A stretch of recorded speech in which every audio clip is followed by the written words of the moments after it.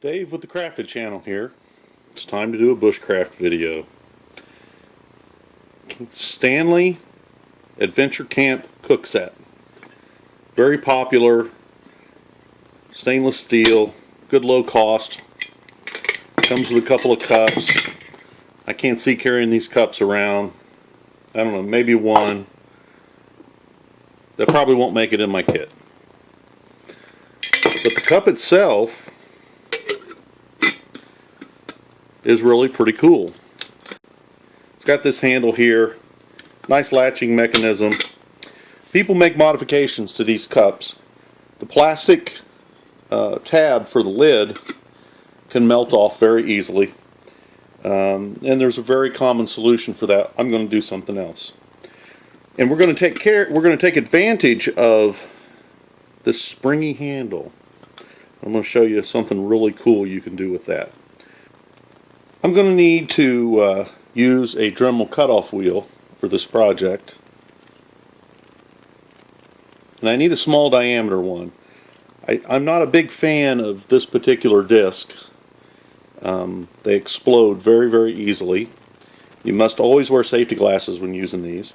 If you must use one of these, here's a trick. Take some CA, which is short for cyanoacrylate, or super glue, and coat the wheel. I'm going to coat both sides of this wheel, and this will make it kind of stink of super glue as you use it, but it'll be a lot less likely to explode. Now first, let's deal with this melty tab here. We all know those melt off in the fire sometimes. It's not up to the quality of the rest of the cup. We're going to throw it away. I'm just going to nip it off here. And besides, it's useless. It's an artifact. I mean, why would we carry anything in our kit that's basically useless?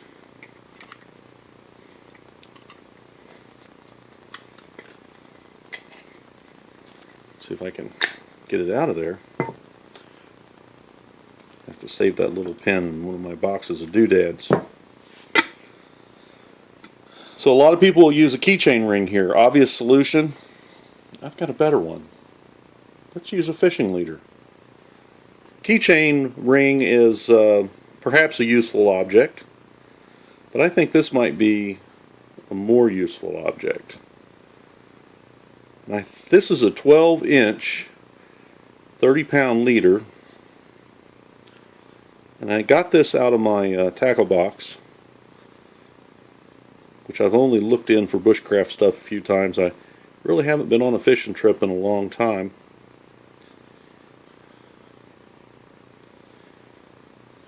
I'm making a double loop with it.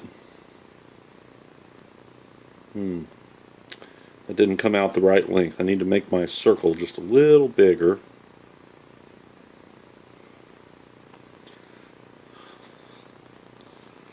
I haven't practiced this. I'm doing it for the first time. Just an idea that I had. Boy, that little thing is a bugger. Forgive my dirty hands, but it's a sign of accomplishment. I've been in the workshop all day. Wow, that thing is brutal. Alright, had to get a tool.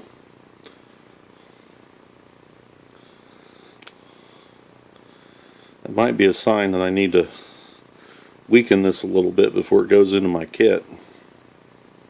If I can't actuate it with my hands, it's a problem. So there we go. I'm going to make a ring like that and install it right here.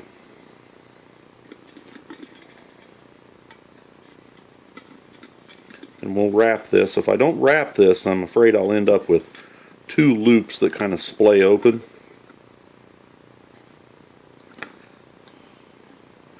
I'd like this to basically appear as one loop.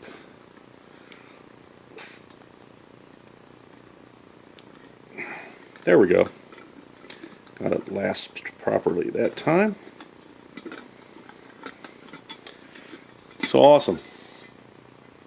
So now I've improved my lid and I've added a piece of survival gear to my equipment, something useful. Now let's talk about this handle. So I'm going to get this off of here.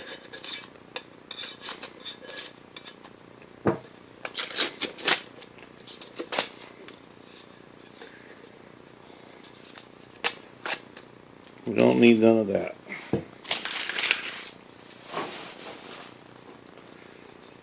Now there's an excellent opportunity to make this handle useful in another way. You can only set it basically in a fire or on top of a cook kit. What if we could suspend this by a stick over a fire? In order to achieve that, notice how the handle works here if you don't own one of these. There's a channel here that's folded in that the wire is springing out into. And when we squeeze this in and fold it over, it retains it up here, and it retains it on the bottom side. If we put a notch in this channel such that this handle comes out in about the middle of the top, we will be able to hang this over a fire because it will lock in position. So what we're going to do is estimate that. Let's get I'm just going to mark this with a piece of tape. You know, I can use this little eyelet right here as kind of an alignment piece. So that's about where I want it.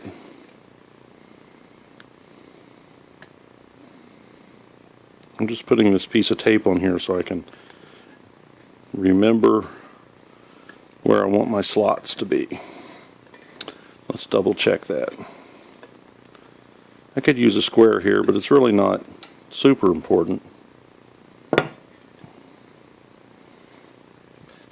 So that's where I need to cut my slots. The cyanoacrylate has hardened, or the super glue, we prefer that, has hardened on our cutoff disc. I've already got the mandrel mounted.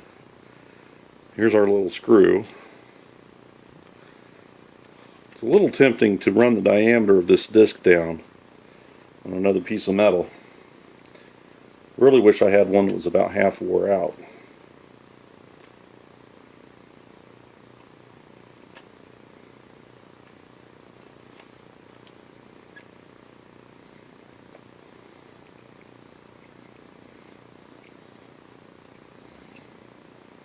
The primary thing that explodes these discs is when you're cutting a slot and then you get the thing out of alignment and bind it. And you know what I figured out? I can move this handle down here. I'll be less likely to notch it with the Dremel tool. And it looks like I'm going to be putting these notches in just above where the holes are for the retainer there.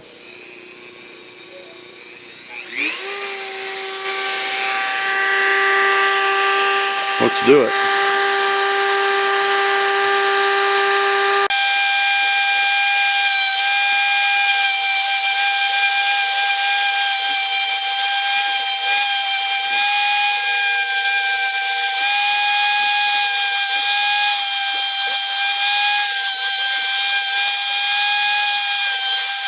Yeah, the diameter is reducing very conveniently for me.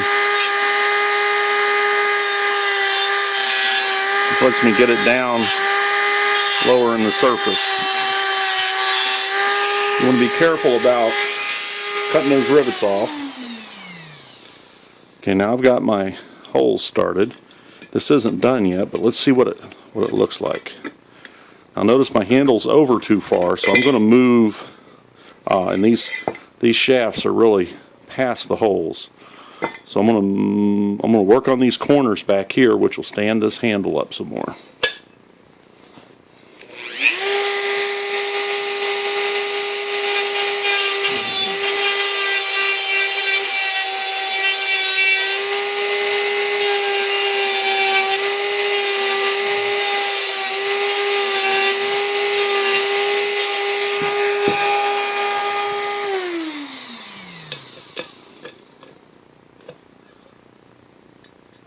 It's looking better. We'll back them up some more.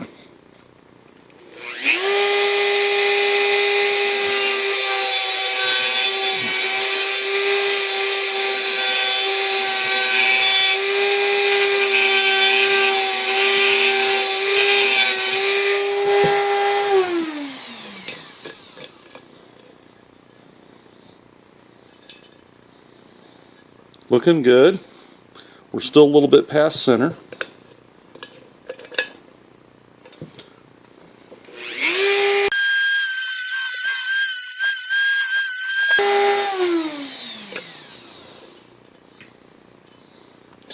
Now the load is this way on the wire, which means it's trying to open up or push against this flat edge on the back of my notch. There we go.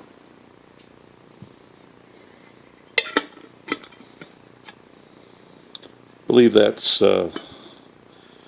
maybe I have it a little high, but still, awesome way to modify your canteen cup. Will it hold the weight? Let's just see if it will. Pour my drinks in here. There we go, we're to the 20 ounce mark. So now we can suspend this over fire. We have a metallic handle made with a useful part, a fishing leader. Awesome. Using only the parts that are here.